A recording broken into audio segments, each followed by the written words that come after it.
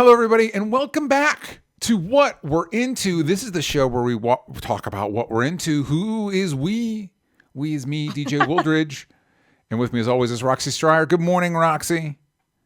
I'm the we and we, DJ. Yeah. It's so good to be a we with you. We're just weeing all over the place today. We through life. We left. We right. We up. We down. We. We. We. I feel like we've lost the thread a little bit, but listen, we're happy to be here. We're happy to have you here. And we're just going to go through some of the stuff we've seen. Specifically, the big one this week is Wicked, which is just coming out in theaters. The other big release is Gladiator 2, which we discussed spoiler-free a while back. I guess we could do spoiler talk because it's out now. Maybe we should do that. We'll see. We'll see how it goes. But that's what we're talking about this week. But first, a little business up top. Usually, if you'd like to watch this live, ad-free, any of that jazz, you can do that over at patreon.com/onlystupidanswers. I'd also like to mention, if you want more content like this, you can over to my personal channel, DJ Talks Trash. I've been trying this new show, Roxy, called Trash Talk, where it allows me to do stuff that doesn't really fit in with what we normally do in OSA, like, say, politics. So I had our friend of the show, Lon Harris, on to talk about the election. Oh, whoa. Yeah, so just to Was he very happy about it? We were so stoked. We were so... I can guess how that went. Yeah. You guys were elated. We were elated. We're like, cool. Yay! No notes. No notes. Anyway, whatever. Watch that episode. Check that out over at DJ Talks Trash. You can also check out the show that I do with Sal where we talk about Superman movies called Krypton Academy. All of that stuff. But now, enough of that. If you would please, let's get into what we're into. And Roxy and I were lucky enough to go to a screening of Wicked. This is the adaptation of the stage show. The synopsis being Elphaba. I don't think I said that right. A misunderstood young Elphaba. Thank you. Elphaba,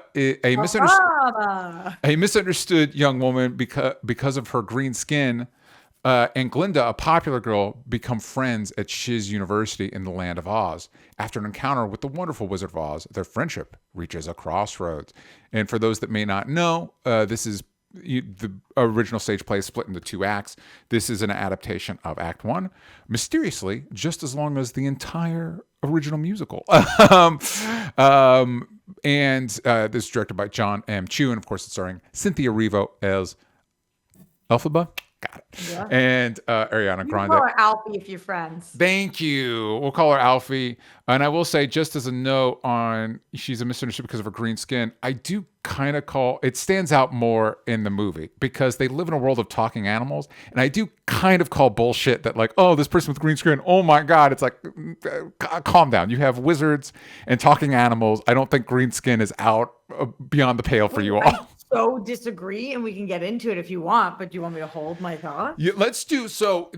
As of this recording, the movie is out, so we are going to go into spoilers, but if you haven't seen it yet, let's do some spoiler-free thoughts. Roxy, what were your spoiler-free thoughts beyond the fact that I had to wait a good 20 minutes after the movie because you stayed in the theater? You were in the theater, you're so... I was sobbing. I couldn't leave the theater. I literally was in there in a ball crying, and I was like, I can't walk out and talk to anybody right now. My spoiler-free thoughts are very in line with what the people are saying right now. I think that this has a 92% on Rotten Tomatoes right now. Yes, as of this recording. With the critics, with the audience, it's even higher. Also, I got a THR email this morning that said, Wicked earns huge $19 million from a trio of previews. Gladiator 2 soars to 6.5. So, people were talking about which of these two was going to do better. I think that it's not a competition. They both can do extremely well. However, in a world of competitions, Wicked is going to wipe the floor with anything that it's presented up against. Yeah. And I, if Wicked has one fan in the world, it's me.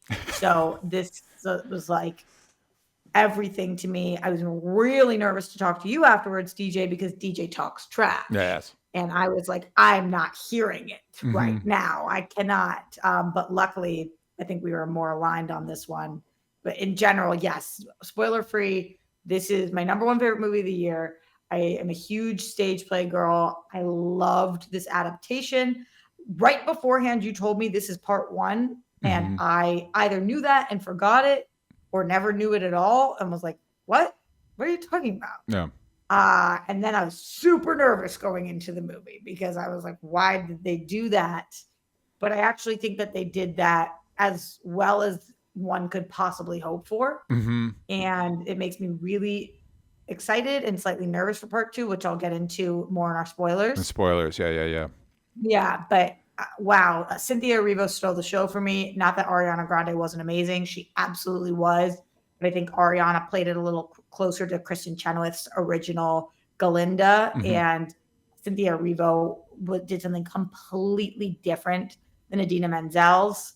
Not to mention, obviously, we have a Black woman playing somebody who's been ostracized by society for the color of her skin, as opposed to when we've had Idina Menzel. So it just kind of hit a little bit differently. Yeah. Again, Idina Menzel is the goddess among all people. So not bashing in any way. She has the best performance. Kristen and Idina are the best of all time. Yeah. But I thought that Cynthia just brought the house down, like truly was remarkable. And the way they played off each other. And then I love the supporting cast. I love Jonathan Bailey. It's cool to see Bo and Yang, Michelle Yeoh, a lot of really, really great faces that you're like, wow, you could just tell how much this movie was talked about in Hollywood. Everyone wanted to be a part of it. Yeah. So it's interesting. So going back to the box office you mentioned, how is Wicked doing right now? The THR email you got? THR article. Yeah, it said that Wicked earned huge 19 mil from a trio of previews. So it just in the previews, it's 19 mil. Well. We're not even on the Friday night box office. Yeah, you said Wicked before we went on there. You said Wicked and Gladiator 2 are doing a Barbenheimer, and I was like, I don't know that they're going to do Barbenheimer numbers. I'm don't specifically Gladiator. So Gladiator is not doing as hot as Wicked. No, but Gladiator is doing gangbusters. Okay, well that makes that. It's not doing as hot. I'm less excited about that. Here's the thing: I like musicals. I think it's a really cool genre. Like cool's not necessarily the right word, but I think it's a really vital part of cinema history, and I think it's an exciting genre that we don't do anymore, or when we do, we're kind of ashamed of it. Like we're kind of like we pretend that it's not, like when Mean Girls or Joker is coming out, like the trailers don't show that people sing in it, and it's like I think if musicals done well can be a very exciting cinematic experience, and I think this is done very well. I do think when it comes to near as I can tell, adapting musicals to the screen, there's, I would argue, no current director better at it than Jon M. Chu, who directed this film. He also did Crazy Rich Asians, and he did In the Heights. And I think it is an underrated challenge to do musicals well, especially something that's a popular stage musical, because you are trying to, I would imagine, if I were directing a musical, I would be going into it, I want to create in the cinema the same experience as close as I can that you would get in the audience. I mean, the feeling that it generates in the audience, which is hard to do because you're not dealing with live performances. And so you would have to utilize a lot of different cinematic tricks and tools that stage performances do not have, to create that same feeling. And to that degree, there were at least a couple of times in the theater, and this wasn't entirely a critic screening, but normally when you and I go to professional screenings, it's all very, you know what I mean? And people couldn't help themselves. They clapped and applauded. That's how good a job he did. And it's not just him, obviously. The performance. Cynthia Erivo clap and applause, the first one that happened, everybody just started clapping. I was like, oh, okay. Yeah. This movie won the people. And so, and to that degree, this movie, I think it's excellent. It's really, really good. It is a really, really good adaptation of a musical. It's a good movie musical. There was a lot of like really fun, cool, creative decisions made, and how to adapt the songs for the screen. And the performances are really engaging. My one kind of critique of, I have seen the stage musical. I saw it a couple years ago. My one critique of the musical is that Elphaba is kind of, you'd think like when you're taking the villain of a famous story and making them the protagonist, you think that would kind of generate a complicated, complex protagonist, but the way it's executed is more like, no, just she is a good person and everything she does is good, and she, you know, and all the bad things are just misunderstood, and so it kind of makes her the more boring character in her own story. Whereas Glinda, who's kind of presented as the antagonist, she gets an actual arc. She gets all the best jokes, you know, all that stuff. The movie has a pretty good workaround on this in that they cast Cynthia Erivo. So even though like on paper, Elphaba is just kind of your boring standard stock protagonist person, Cynthia Erivo is so good that it's like, well, I'm now incredibly engaged because she's so engaging. So I thought that was I liked that a lot. Yeah, it's and so I'm glad, Roxy, when you say that it's doing well, you know, you worry that because studios are so afraid of musicals, maybe there's something to that, and maybe audiences aren't going to show up for that. And granted, with the little asterisks, this is based off of an iconic IP, Wizard of Oz, and then the Wicked book, and then the musical. You know what I mean? That said, I'm glad, as somebody, as much as I love the superheroes and the Star Wars and all that stuff that we talk about normally, I like other things too. And so I would love musicals to have a nice comeback. That would be cool. I would be into that. And so I'm hoping that maybe that'll be a takeaway here. Like, oh, can musicals be a genre that we do again, please? Yeah, they tend to do really well critically, way better than I think that they're given credit for. Box office wise, sometimes it's hit or miss. This is obviously hit so far. But I want to go back to something that you spoke on earlier, DJ, because you talk about the director's choices in this film, along with the cast's choices. And you had mentioned, you know, it's very difficult to do this because you're not getting those live performances. But one of the really smart things that they did in this movie is that all of the vocals are live. Great. So that is very rare for a musical film to do, and very difficult. And I think that if you are a fan of the stage play, you know that there's a lot of rawness to both characters' notes, actually. There's a lot of riffing. There's a lot of like little cracks or long runs that kind of take on a life of their own. And to record that and then and try to repeat that in a way that works would be very inauthentic, I think, for these characters. I think it's also really cool. We heard Ariana Grande in an interview last week speaking on this, that they really wanted to pay homage to the women, not just Adina and Kristen, but all over the country for the last 20 years that have been putting on this show for 8 plays a week, and have been doing this live. And they really wanted to do it live. Yeah. And so I put it in quotation marks because obviously we didn't just watch a live. Yeah, it was recorded, but it was recorded. Yeah. Yeah, recorded live. So I think that is a really cool choice that gave this movie a lot of life. And it's one of those choices where I don't know that children will know that. I don't know that the vast majority of moviegoers will even be able to know that or pick up the differences.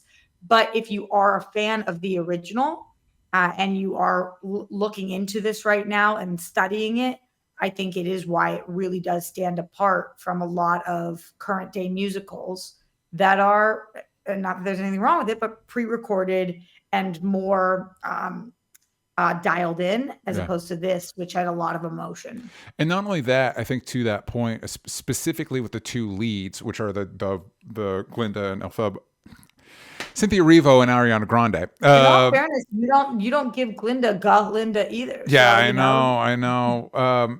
And the 2 leads, they got singers. They got people that could really do good singing. You know what I mean? Whereas sometimes we get this actor who can sing, is capable of it. It's like, no, they got 2 real powerhouses. And I think when we talk about it, I'm probably going to focus a lot on the directing, just because I think Jon Chu did a really good job. He just, and I think for me, I think one of the appeals to, one of the things I like about musicals as a genre is when it's done well, it can be very kinetic. You know, there's a lot of dancing, there's a lot of camera movement. And so in my brain, in my lizard brain, it kind of starts ticking the same boxes as a good action movie.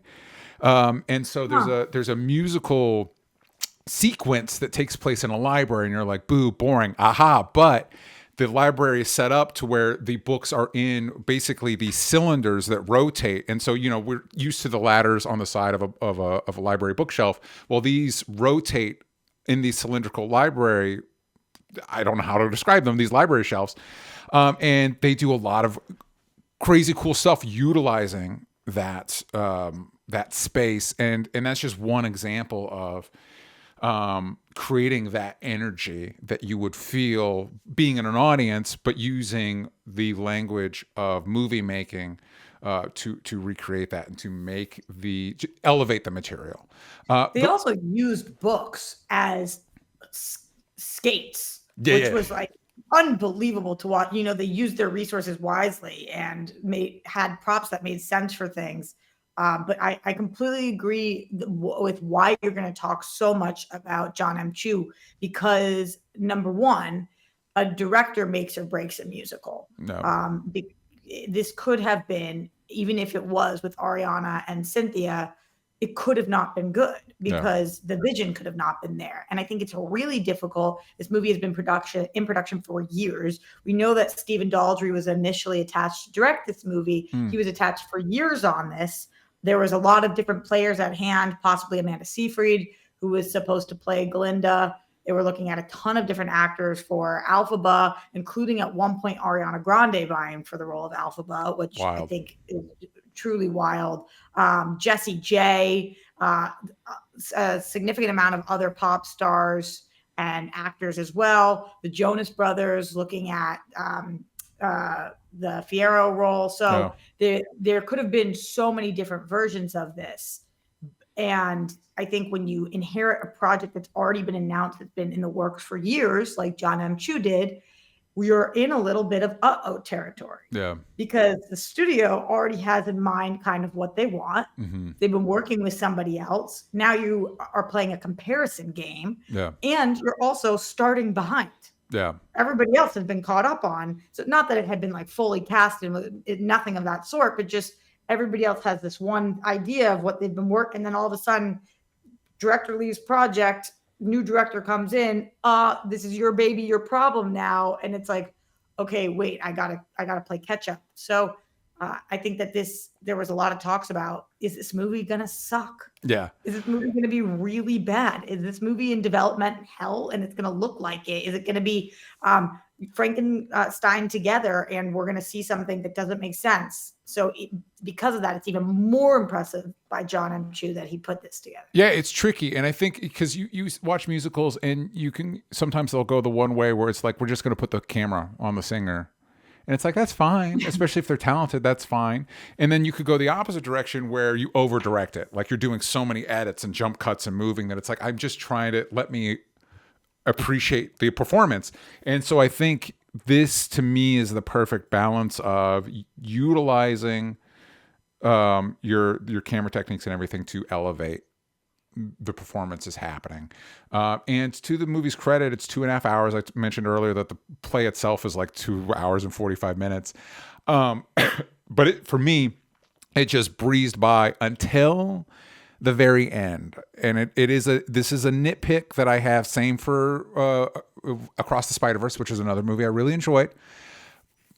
This whole part 1, part 2 thing we're doing, it's tricky. And I think both those movies kind of fall in the trap of like, hey, this is part 1 of part 2, but we kind of want to make it feel complete. So we're going to start adding things to make it feel a bit more complete. And we're kind of stretching it out. And you're like, you're ending. I get it. You're ending. You wrap it up. Like, just, like, let's end it. Will you tell me in spoilers kind of what you're talking about? Yeah. Should we transition to spoilers? Yeah.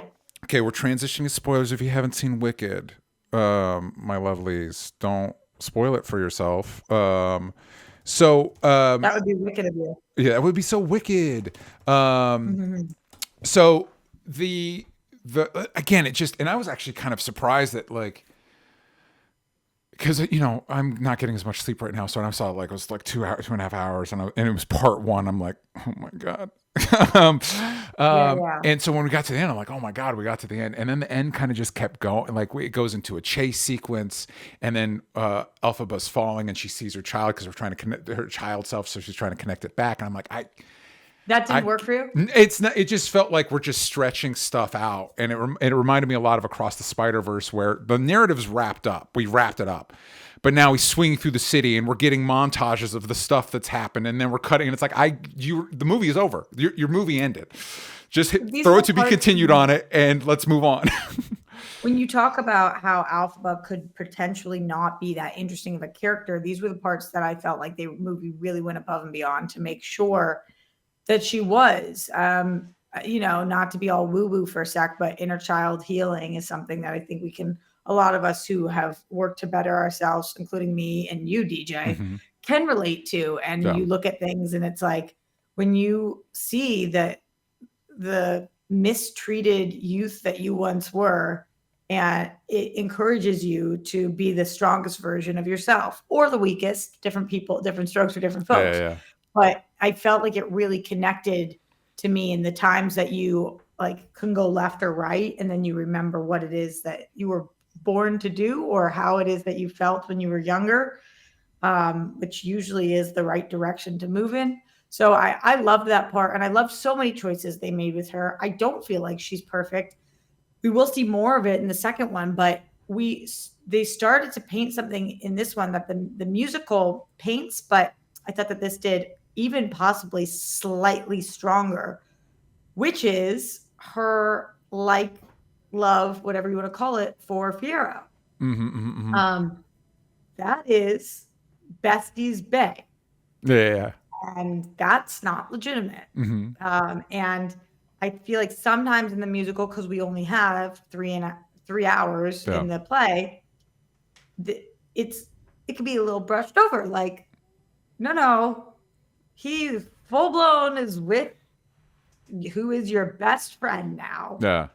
And you are, and we get the same songs in the musical, but with I'm Not That Girl in this one, you could feel a little bit of like inner turmoil and tension inside Cynthia, inside Elphaba. Yeah. Are you the problem? And in that one moment that we get of the two of them, she touches his face and she like really lingers on there. I'm like, ooh, girl, playing with fire. And maybe because it was more close up and personal because of the medium. Yeah. That you're really seeing the flawedness and you understand, but just because you haven't been wanted in your life before does not give you the right to do what you're doing. Yeah. Does not give you, I don't think any person agrees with flirting with your best friend's man. Yeah. And because this was not on stage and because we really punch in on it. Yeah. And you feel like you're sitting there with them, it felt like a dirty little secret in a way that the stage play still does, but not to this extent, I felt. Yeah, I think they did. It's been a few years since I've seen the musical, so I don't know. I don't know that I know it line and verse, but there's a few decisions. Like there's a sequence where, and from what I understand, this plays out pretty similar in the stage production. But the moment where Elphaba and Glinda become friends, there's a dance number, which is sounds a lot peppier than the sequence actually is. But there's a dance number that they share. It's really good. Like it's really, and again, as somebody, sorry to keep harping on this, but at the end of the day, when you're a director, you're making decisions. It's all about yes, this, no, this, and no, not that, yes, this. And the decision making on what we're doing close-ups on, little touches, like there's a moment where Elphaba turns away in this dance and there's a tear down her eye and it just works. And it's just one of those, it's like when it's done well, it's like a magic trick. You're like, oh my God, this is incredible. Like that you son of a bitch, you're making me feel these feelings. You're doing all the things that make me feel these feelings. You do good job. Good job. So agreed, DJ. This is the first moment that I started crying in the movie. Yeah, it's good. And it just is, nobody wants to feel alone. Yeah. And they did such a great job of capturing what it is when you have one friend or one person who tries to not make you look stupid or believes in you. Yeah. One person who sees you. And sometimes that's all it takes. And this just did such a beautiful job isolating it. And again, even the stage play, which I've seen it twice but it's been years. Yeah. You can't do what you do in film.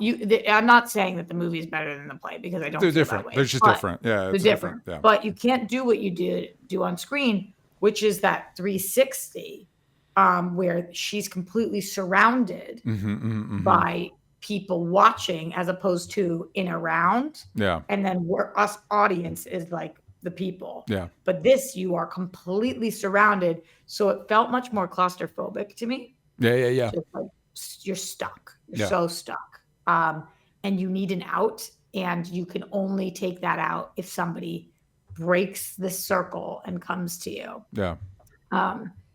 Yeah, that scene I just thought was so perfect. And also, that's one of the scenes that I feel like is the hardest to put on screen because you're doing a weird peacock dance. Yeah. And I know that this isn't the most grounded universe, Yeah. but it's still really weird and stage-like. And you've got to direct it in a way that it feels like this is a natural progression of everything that's happening. And to your point, I do think this is a good case study of adaptation, which is you look at a sequence and you're like, okay, what is in the stage? What is this trying to convey?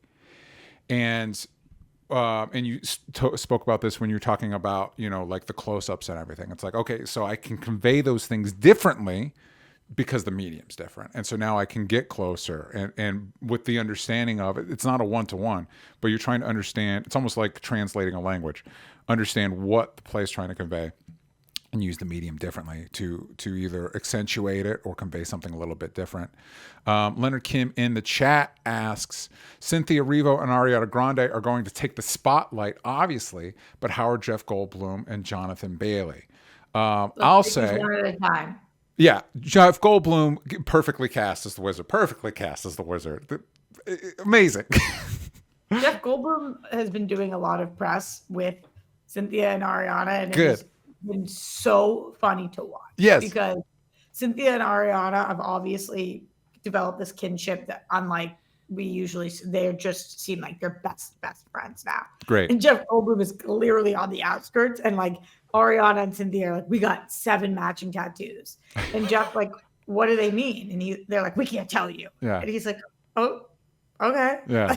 Yeah. What? And that is like, I think that their press interviews are perfectly correlating with what we see on stage, which is just like Jeff Goldblum. He stands out like a sore thumb in this, but not a sore thumb, like a perfect thumb. Yeah. But he stands out. It's so different. He's so different than Michelle Yeoh in this. Yeah. He's so different than Ariana. He's so different than Cynthia. He is like, and that's what you should be. You're the Wizard. Yeah. So considering what the Wizard represents, which is supposed to be, it's the great and powerful, but he's actually just this guy that's but we don't necessarily, within the stage production at the point that we end, we don't know how much he's gaslighting everybody, but he is. That's Jeff Goldblum, man. You nailed it. Perfect casting. Yeah. He's actually incredibly musically gifted. I didn't know that. As a pianist. Oh, okay. And he is very talented, but vocally, obviously, it's extremely different than what we're working with the biggest pop star and the biggest Broadway star that there are. Yeah. That was cool too. Say, and this is not necessarily a nitpick or note on the movie itself, because this is an issue with the stage production as well. And in the stage production's defense, when it was doing this wasn't the only thing we were doing. I don't love and here is the secret origin of the Yellow Brick Road. And also, by the way, here's where the Cowardly Lion comes from. And stay tuned. And I'm like, I don't care about any of this. I don't need the secret origins of all the people. And again, it's not unique to this. It is from the stage play. And again, when the stage play was doing this, it was not as ubiquitous as it is now. But we do this a lot in movies now. Yeah. The one thing that I did think that was a little goofy was the finding of the color of the Yellow Brick Road. Dumb. Dumb. Yeah, honestly, and I don't remember if that was in the. I don't think so. maybe it was, maybe it wasn't. Yeah. It didn't take me out. I wasn't pissed about it, but Yeah. I was like, this, we are staying on this for a little too long. Yeah, and it's like, this is okay. because it was just Jeff Goldblum doing his thing, which I think is funny. But I was like, oh, we're gonna go through all the colors. Yeah. Oh, Yeah. like maybe a one color change, like, or do you guys prefer red? And then like, no, yellow. Yeah, Like, and it whatever doesn't mean anything. It's just Glinda likes yellow, and it's like that's fine. Like stuff like the flying monkeys, it's like that's inherently tied to the Wicked Witch. Like that Right. that makes sense to get the origin. That was Yeah, the there was moment. That's why the Yellow Brick Road was like, listen, I don't know that this was in the play. This is a bit much. All right, maybe we could have cut this one. Yeah, for 1 second, I like laughed with the movie at the. I was like, that's a choice anyway. So the other one is Jonathan Bailey. Should I know who this is? Do I know who Jonathan Bailey is? He's a big Bridgerton star, so I wouldn't think that you would know who he is. He's good but, here. What you say? He's good here. I liked him here. He did a good job. Yeah, he's really good. He's also like just a queer icon. Cool. He's here for the gays, and so like people love him. Yeah. He came onto the scene kind of like strong, like Matt Bomer, where people were just like, "This man is beautiful." Mm-hmm. And then Bridgerton, and people were like, "Oh, this man's beautiful." So is he? Not that it matters. Okay. Well, good job. I didn't realize that watching it. Like, his chemistry was like spot on. He's super, super sexy, and I just think like very easy to love. But this was the role that both I think Nick and Joe Jonas were going for. Okay. So it's this was the right call. This was the right decision. This was the right So call. good in it. Yeah. Jonathan Bailey's so lovable. I think that he is. I love kind of the differences that come out in him as a performer when he's with Ariana versus when he's with Cynthia. Yeah. And you can kind of see, all of us have that inside us. Yeah. You can kind of go two different directions in life. And like, yeah, I just think he did a great job showing that. He was also super suave, and especially in that library scene, It was like, okay, Fierro. Well, and you're right too, because all that stuff is him kind of being. Granted, the story does itself. It does a smart thing where we see him be nice to Elphaba first, and then he does this song that's basically like, I'm an asshole. But the actor's so charismatic that it's like, well, I think I'll give you a pass on being an asshole. Totally. And it's also kind of like, if this didn't work, it's like, why are all these people following him to do something that they're not supposed to do, especially somebody like Glinda, who wants to be ahead at the school and plays by the rules. He has to be so enticing. Yeah. And he is. Yeah. So, yeah, I thought that was great. I thought both, to answer your question, Leonard Kim, Jeff Goldblum, Jonathan Bailey, both perfect casting. Also thought that Michelle Yeoh just was awesome casting. Yeah, too. Great and everything. I will say, so I knew going into this that Ariana Grande, there was some drama because she ended up with one of her castmates. And I assumed that it was Fierro. And then I found out it was the guy that plays Bach. And I was like, that guy? And then it's like, well, now it makes sense that it wasn't Fierro. Not that, I don't know. Whatever. You know what I'm saying? I was just surprised. I was like, that guy? And he played SpongeBob? That guy? I mean, okay. Real quick, I do think we would be a bit remiss if we didn't talk about Ariana Grande. I came in being like, she did good. She's excellent. Yeah, I think I wasn't like, because in my babysitting days, I would check out, what was it called? Like Sam and Cat, whatever. The show. Yes, that's the thing. I forgot that she used to be a Nickelodeon. She did acting stuff. So to me, it was just like, okay, we're casting just a pop star. Like back in the day, like here's Britney Spears as Glinda. And I'm like, yeah, no, she was always really funny. Her timing was always really good. And if you've watched her over the years on all of the Kimmel, Fallon, etc. shows, you've heard her impersonations, which are wildly impressive. Have you heard any of these, DJ? No. Okay. I mean, she can do the most spot on. Christina Aguilera, Britney Spears, Mariah Carey, like every major pop star ever. They're singing. She is able to Can perfectly emulate their singing voice. That's what. Well, because I saw when I looked it up, and I'm not. Music is one of those things that like I don't really have. I enjoy. I'm an appreciator, not a practicer or whatever. But when I looked it up, I was like, oh, apparently she's like really good at all the singing.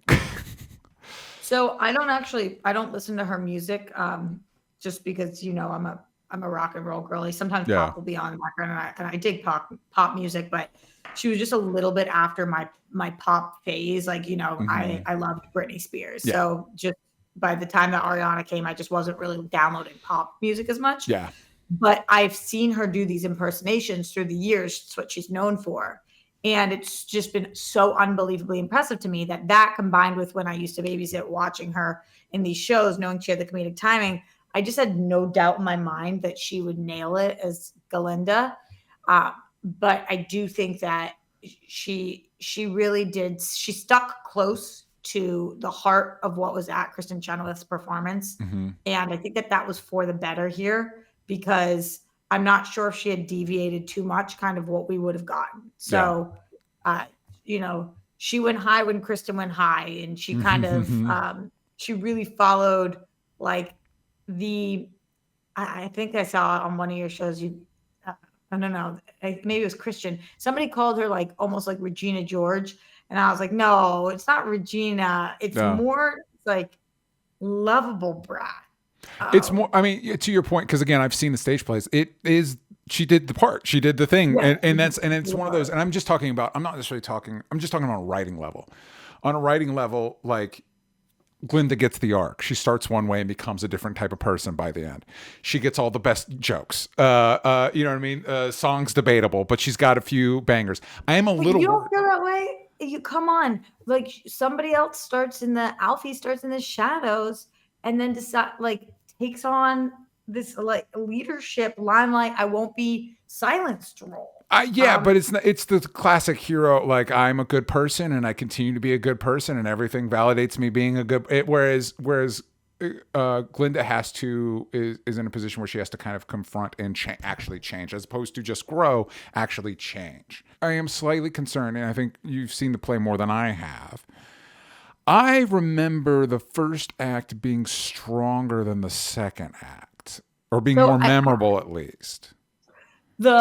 The thing I'm a little worried about is I think that the second act is as strong thematically and actually plot-wise, but undoubtedly the songs are not as well known.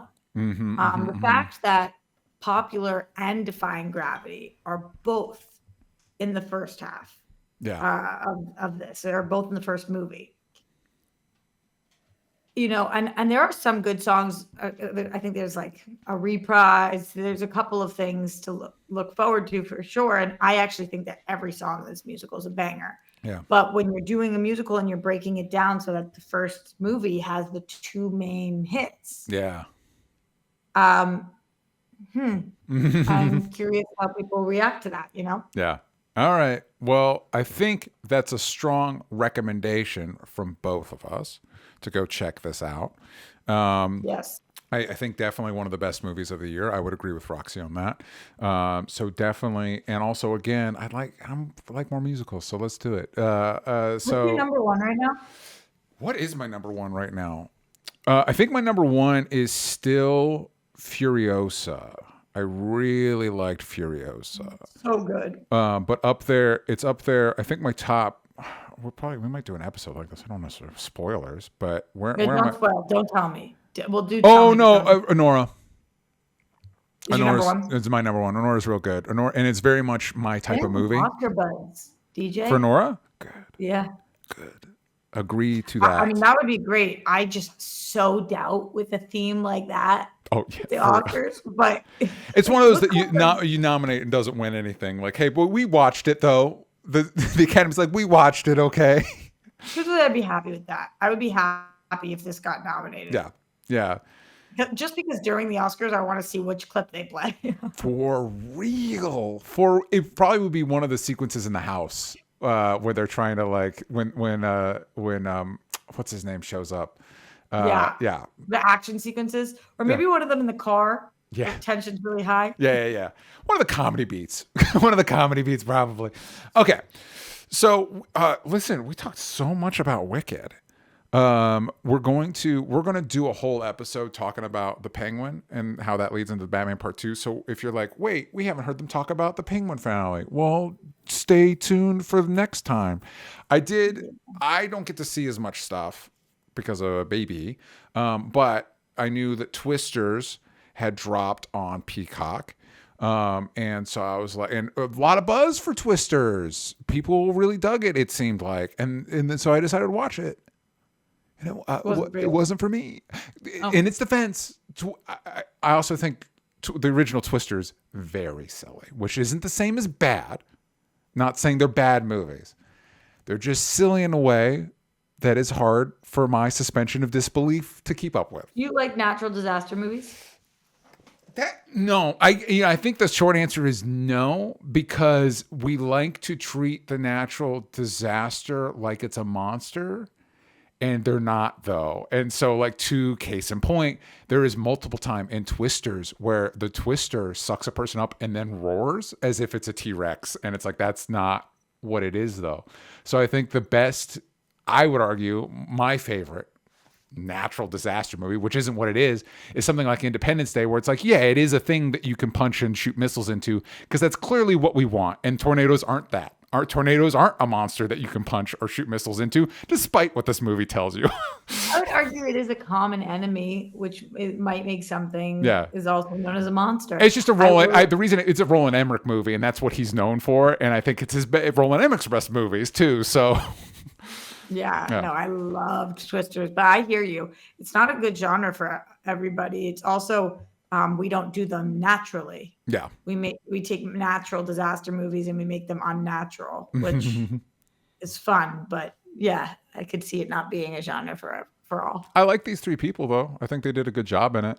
Yeah, of course. I mean, these are three really likable actors for sure. So what are your Twisters takes? Yeah, I reacted to this for Real Rejects because I reacted to the first Twister movie, which I hadn't seen. And obviously Sean Whalen is one of the stars of it, and Alan Ruck, and that's how they met. And that's why they filmed Crust together, which came out on Amazon yesterday, by the way, guys. Rent it. Go get it. I'll rent it. But it was cool to see like kind of their origin story. So I was going to watch it. And then Greg was like, oh, why don't you watch it for us? Yeah. And then because of that, when Twisters came out, I ended up watching that. So I think I had a really weird perspective on it because I watched the original Twister right before Twisters. And same, actually. So I think it made me like Twisters even more because I was in the vibe and like, it looks so good. They're very different. Yeah. I liked the Motley Crue in the second one as well as I did in the first. I thought it was a really good follow-up, and I'm just really, really into Glenn Powell right now. I think he's a very interesting performer. So weirdly, just you. You're the only one that's in the Glenn Powell right now. Weirdly. So weird. Why don't other women like him? You should check out, because you just made me look at my letterbox. You should check out Hitman, which is on Netflix. I know. I didn't watch that, and I should. It's very good. It's very good. And also, David Cornsweet. You saw our Superman. To that point, you mentioned the original Twister, and similar to you, I had not seen the original Twister when it came out. And I think after we had Sean on the show, I'm like, screw it. I'll watch the original Twister. Yeah. And something beyond the Twisters, I think the one bit of continuity between the two is your tornado chasing teams are full of like everybody is somebody, and same in this one where it's like, granted, you've got your core trio of Glenn Powell, Daisy Edgar Jones, and but then like David Cornsweet's in there, the lady from Love Lies Bleeding is one of the tornado like every person on the team is like somebody I've been like, oh, I know that person, oh, I've seen that person in something, oh, hey, it's that guy. I haven't seen Love Lies Bleeding yet. Would I like it? It's Katie O'Brien. Yes. She is great in it. I think it's really good. I think I need to see it again because it didn't quite match what I expected it to be, which sometimes has you leaving the theater like with mixed feelings, but it's just an expectation issue. Because I actually think it's really good. Kristen Stewart's really good in it. The two leads are great. And I think the core story is very much DJ type movie, scummy crime movie thing, they introduce or they flirt with a kind of heightened concept in it that I don't think benefits the movie at all. Okay. It doesn't really amount to anything. And so I think it would have been like, nah, just do your straight little scummy crime story. That would have been good. But I definitely recommend it. I definitely recommend it. But yeah, it was funny watching this, being like, wow, there's so many people in this Twister movie, the Storm Chaser movie. What do you think when Leonard Tim says Twisters is on my list right now? Same with Bad Boys Ride or Die. Is that his need to watch list or his top movies list? I think need to watch. Although Bad Boys Ride or Die is also on my Netflix list of when I get around to it. I will watch that eventually as well. Yeah. I have so many things I still need to see. Well, real quick before we wrap up on the what we're into's of it all, is there what else? Oh, you watched Silo, but you can't spoil it. Don't you spoil it for me. Silo episode 1 and Silo episode 2 dropped last night, so you are behind. I won't spoil it for you. Here's what I will say, and I have been screaming this from the rooftops about the first episode of Silo season 2. DJ, Steph and I had complete opposite opinions on this. Okay. I couldn't see the screen. It was darker than Game of Thrones. I could not see I physically could not see what was going on. I watched the episode twice, once on my TV, once on my phone, because I watched it on my TV first. Yeah. Couldn't see. Talked to her. She was like, what? I had no problem seeing. Then I watched my phone. I don't know how anybody could have possibly seen the screen. Okay. I literally didn't know what was going on. Okay. So I had to watch recaps because I was like, I don't know what's happening. Yeah. Tensions were high. There was flashbacks that I could see, but I could not see what was going on in current day. Okay.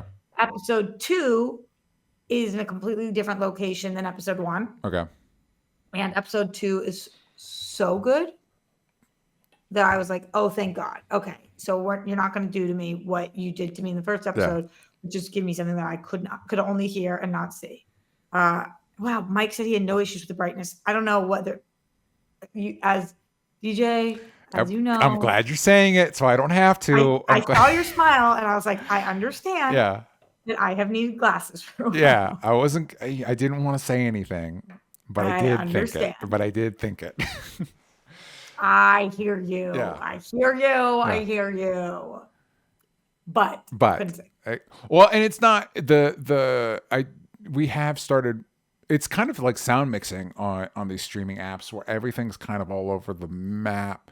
And I think, a lot of times this was the discussion around Game of Thrones, they're doing their screenings of it in like a theater, which is like, that's great. But maybe I'm having to watch the episode at like in the morning because that's when my wife and I have time together and there's glare on the TV. Like, I appreciate what you're going for, but well, I'm very excited I was waiting for this to come back to renew my Apple subscription. Can you text me after you watch and let me know if it was dark? If it was dark, I mean, well, it was probably dark. The question is it so dark that I can't see what's happening? I think. You let me know. I'll let you know. And I'm also going to catch up on Bad Monkey because my wife and I have been enjoying High Potential. I'm caught up on it. Yeah.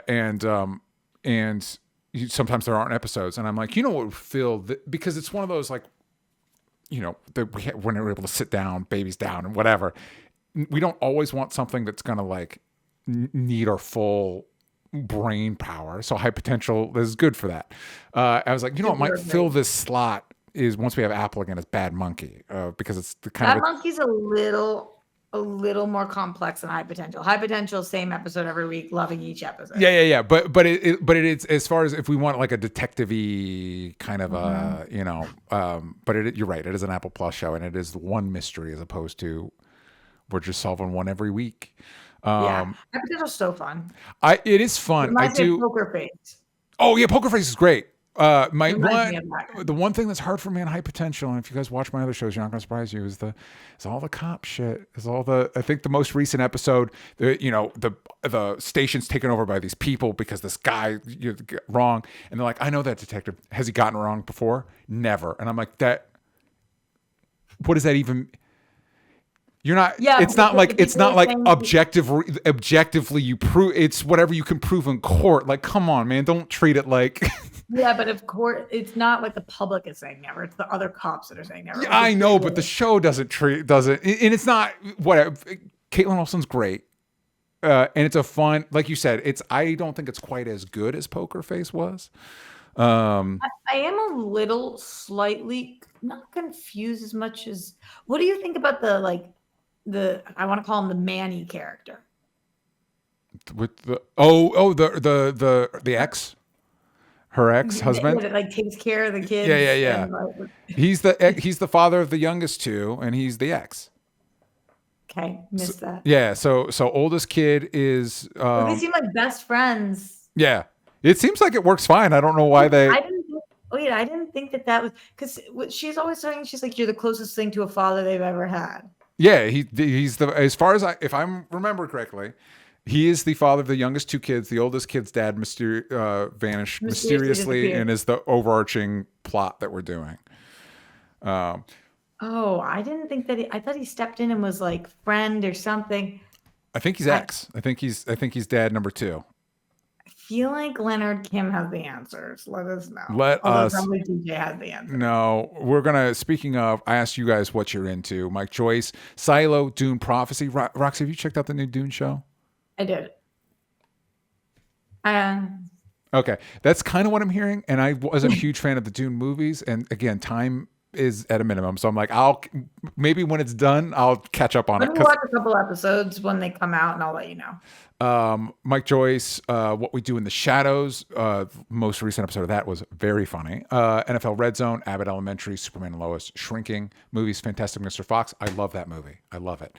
A Real Pain, Amelia Perez. I can't wait to see that. I'm dying to see A Real Pain. I gotta get to the theaters. Amelia Perez, Red One, and Honora. Congrats, Mike Joyce, for watching one of my favorite movies of the year, Honora. What do you think of Amelia Perez, guys? Tell me. Let us know. I'm hearing mixed things. I heard good things, and then now I'm hearing not good things.